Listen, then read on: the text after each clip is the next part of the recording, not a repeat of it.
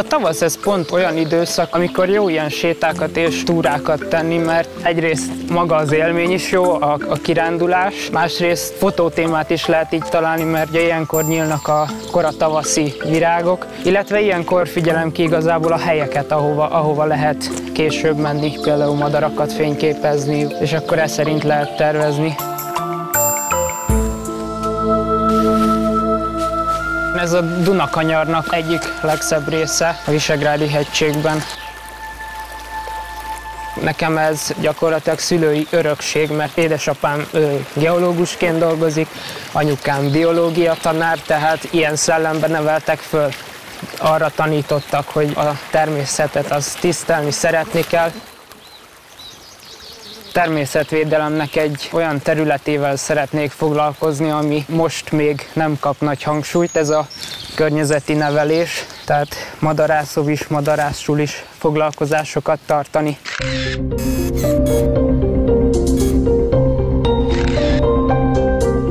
A családdal elmentünk a Hortobágyra, és akkor már volt egy ilyen kicsi, digitális, kompakt fényképezőgép, és akkor elkezdtem ott a vadlovakat is, meg úgy a madarakat, amiket láttam a környéken, azokat fényképezni, és akkor jött ott a Hortobágyon egy ilyen felismerés, hogy milyen jó dolog így lefényképezni, meg megörökíteni az állatokat, és ott elhatároztam, hogy akkor ezzel komolyabban is szeretnék foglalkozni.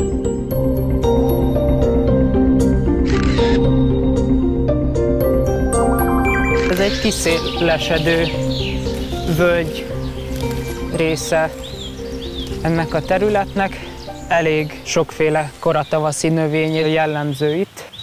Az egyetemen elég kemény volt a növénytan, és valahogy így a tanulás közben megszerettem őket. Azóta a növényeket is igazából így, hogy felismerem, így sokkal szívesebben fotózom is. Növényfotózáshoz leginkább egy 100 mm-es makroobjektívet szoktam használni. Én nagyon-nagyon szeretek ellenfénybe fotózni, mert olyan részleteket képes megmutatni, amit normál fénybe nem mindig veszünk észre. És most még elég jó a fény. Azért az egy alapszabály növényfotózásnál, hogy mindent a saját szemmagasságából szokás fotózni.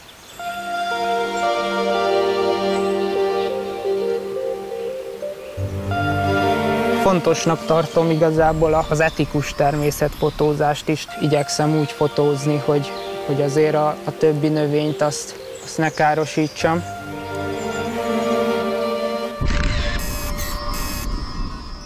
Nem képenként próbálok meggondolkozni, hanem fotósorozatba, vagy úgymond fotó esszébe. Tehát így a képekkel egy történetet lehessen elmesélni. Én növényfotózáshoz is úgy szoktam nekiállni, hogy csinálok olyan képeket is, ahol az élőhelyével együtt látszik, aztán olyat, ahol így az egész növénynek a habitusa. Van, hogy rámegyek a részletekre, tehát csak a virágzatát, vagy a virágzatának egy részét, a porzót, a termőt, azok is nagyon érdekes témák lehetnek.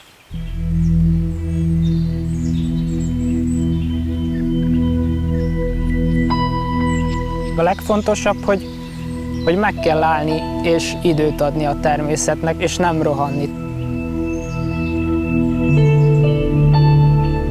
Nekem a természetfotó az nem mindig az, ami úgymond hibátlan, tökéletes fotó, hanem nekem a természetfotó az, amiből árad a természetesség.